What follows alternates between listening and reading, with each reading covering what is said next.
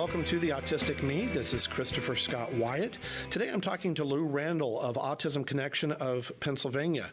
I'm going to ask Lu what Autism Connection is, what it does, and hopefully we're going to explain why it is important to have help navigating these systems, especially for autistics and parents of autistics.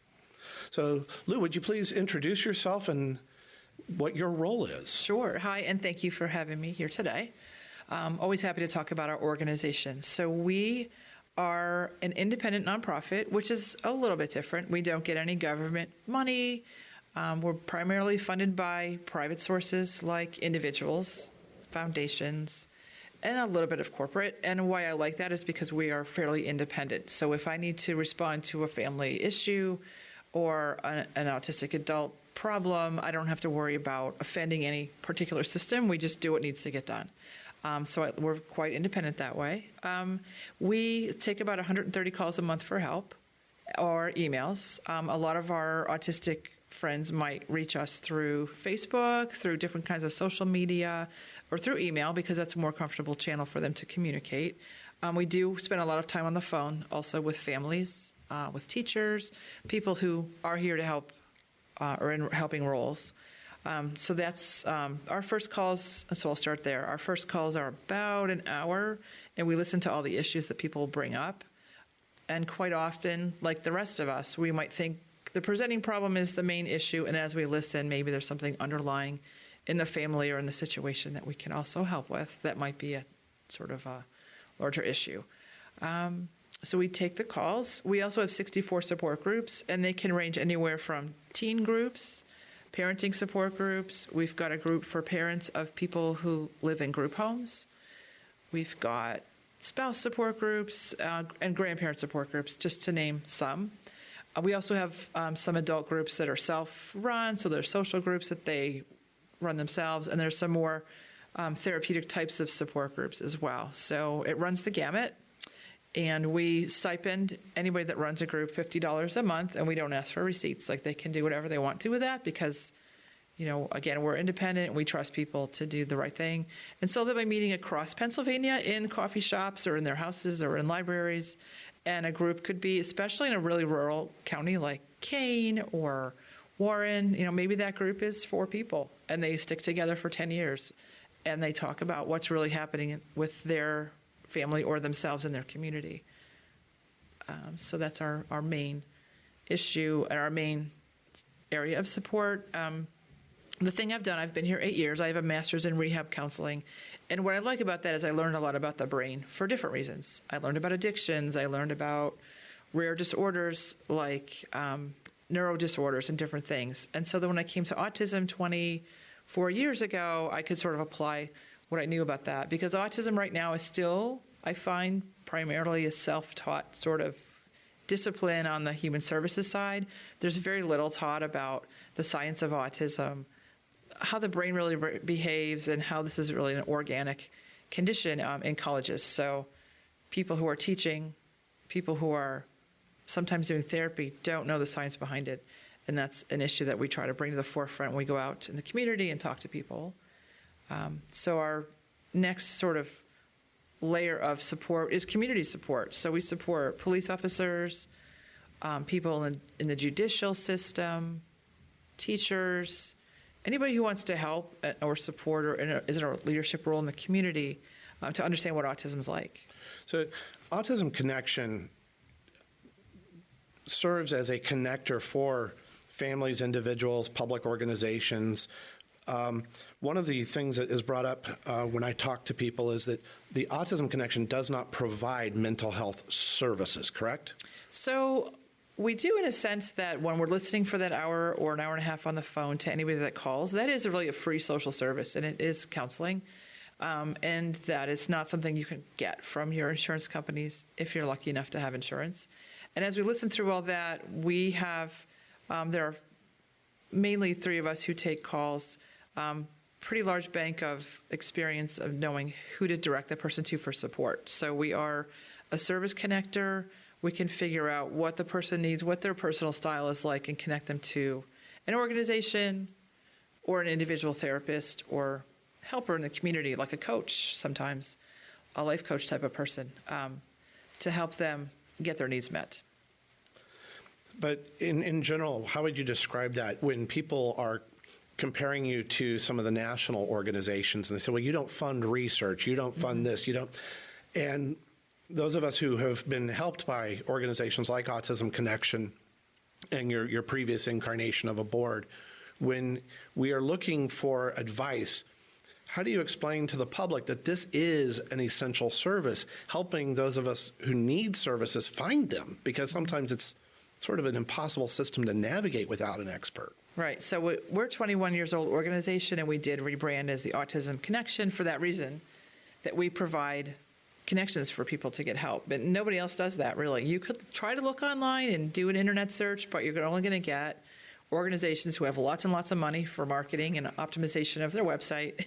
And that's really impersonal, and it's really not specific to the person. So we are a community service. When I meet with the legislators, I'm told by a couple of them in particular, you're doing what the state should be doing. You're doing a public service for people. And so that is being the listener and then the hub for figuring out where to send that person next, and also check in with them later. You know, how was this referral to this therapist? We ask them questions like, where do you live? Are you on a bus line? Do you drive? We don't assume anything.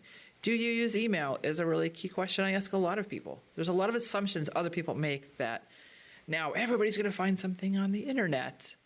Sure, if they can afford to pay for the internet service to their house, if they have a device. You know, we still have a digital divide, especially in our community, which we address through personal connections, sending things through the mail and talking to people.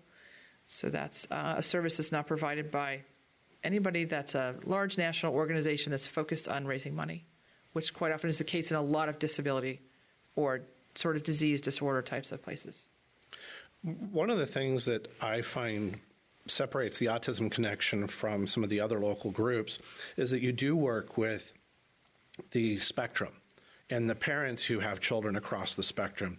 So you seem to be making more outreach to young adults and adults than many other groups. Mm-hmm. How does that influence the Autism Connection's direction when you're trying to be sort of the complete spectrum connector? So I think, and this is sort of borne out in nature, the diversity brings strength. And diversity of vision, diversity of experience is really key.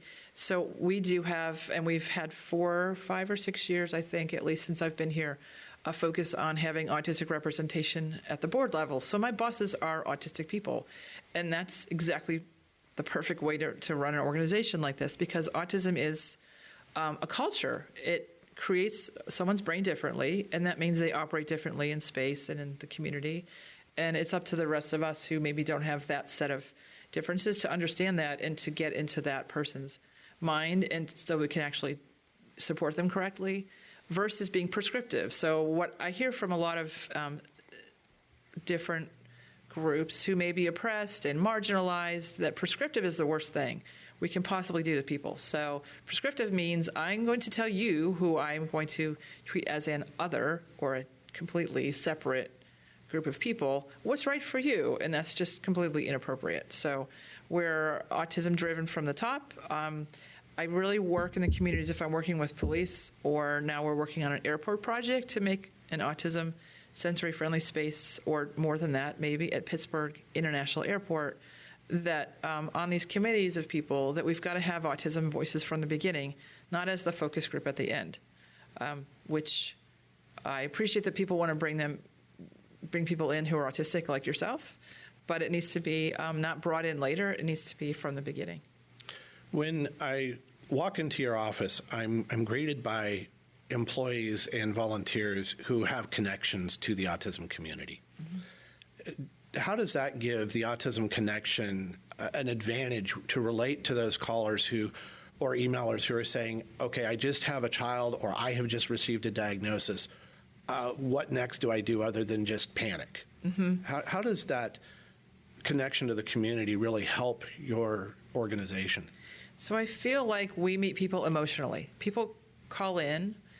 Maybe people listening to this podcast will have had this experience if they have any other difference in their life, like diabetes. It takes a while to get the nerve up to make that phone call to anybody to reveal something personal about yourself. So when we get the call, we can pretty much say, look, I get where you're coming from. I've lived this with a family member or through extensive period of work like me. I don't have autistic people in my family, although I'm pretty much sure that my dad's autistic. So I kind of have this sensibility that I was raised in this culture, to be honest. So I think that's a pretty good asset. So when we say to people, through all this experience, they might share, the first thing they say is, I don't know if you can help me. That's almost a universal thing. I don't know if you can help me, but. And they'll tell a story that we've heard before or we've lived before. So we meet people very authentically, and once they feel immediately understood, then we can really dive into the actual issues that they're experiencing. As a foster parent of 2 children with some special needs, I know that my experience is that I talk to your office and I'm talking to someone who has been a single mother of special needs individuals, and she's very fast to point me in the right direction of support groups in my county, to refer me to the clinics that I might want to call, things that the county, as you said, should be doing but don't always do. I think that that's a unique situation because a lot of the caseworkers I have contact with don't have children. They're young, they're inexperienced, they're often right out of college. So how do you think that you mentioned that personal connection? I think that level of empathy is also a tool. Mm-hmm. Right. And if an autistic adult calls us or a parent of someone who is just diagnosed, whoever it is, I think our main message to them, a lot of the time, they'll call with this situation, and our message to them a lot of times is like, your reaction to this really difficult situation, whatever this is that you're calling for, in a normal way. And your perfectly normal reaction to that is however you're feeling right now, which could be, I'm relieved. I finally know what's going on, and I found my tribe of people that I can relate to. Or I'm terrified because I see terrible things in the media, and I don't know what's going to happen. Wherever their emotions are, we understand it. We let them know that we accept them for wherever they're at. And then I think that conversation is more realistic, and that we can help them get exactly the supports that they need in their house or that they need in their community, because everybody's different. If I have an autistic adult call in, most of the time I'll refer them to somebody else who's autistic through email, and I introduce them in writing, because spoken communication on the phone is often a really difficult thing. So I'm not going to just zip them out a phone number to call. That's just not the best way to go. Your services are primarily provided in the greater Pittsburgh area. Right, and we work across the state. So I'd say we provide a lot of services in the southwestern PA 5-county area, but we've got support groups in Lehigh, Scranton, just all across the state. If someone wants to locate your organization online first, what is the URL for the website? So we're www.autismofpa.org. So it's autismofpa, like Pennsylvania.org. And from that website, I know that you provide a subscription to an autism newsletter, which always has some breaking news and current events. Right. So the mission of our e-blast, which is every Friday, is to provide hope and information. So we really avoid what some of the larger national places will go for, which is like pity and fear, because that can raise money for them, I guess. But that's just not what we're about. So our weekly e-blast, people tell us they really rely on that for information. They can read about research. They can read about cool cultural events that we connect with, that we partner with in the community, and get more ideas to make that in their community if it's not where they live. If someone's in another state or another region and would like to facilitate something like Autism Connection in their state, could they go to autismofpa.org and send you an email? Sure, they can do that. They can give us a call. We've got a toll-free line. We get calls from the Bahamas, from Italy, from Egypt, because people find us, and we'll help anybody that calls us. We don't say, well, you're not around us, so no dice. We just try to help people solve their issues or support them wherever they are. And I think the last thing I want to conclude with on this episode is you mentioned that you are largely supported by donations from private individuals and organizations. Is there a space on that autismofpa.org website where someone can make a donation, or is there a way that they can offer their support to such an essential service? Sure. Yep. Every, I think, page on our website has a donate button in the upper right. I think it's orange or yellow. But yeah, and there's just lots of ways people can support us, and we're really grateful for people that do. We've got great school districts right now that, first of all, have us come in to teach about autism, and then they're like, kind of say, okay, come back, not just for the teachers, but can you do a parent night, and can we do peer acceptance? So we can talk about that maybe in a later podcast, but they're doing things for us like Jeans Days, where they have dress down days and they'll donate whatever. Any dollar we get in here is $1 more than we had yesterday, so there's no donation too small. And that's really the key. I know my wife and I have benefited from your services. I know many colleagues have benefited, parents and autistics. And you survived, though, through the generosity of a network of people who have run into you. I know the board members generally have personal connections. Many of your donors have personal connections. Mm-hmm.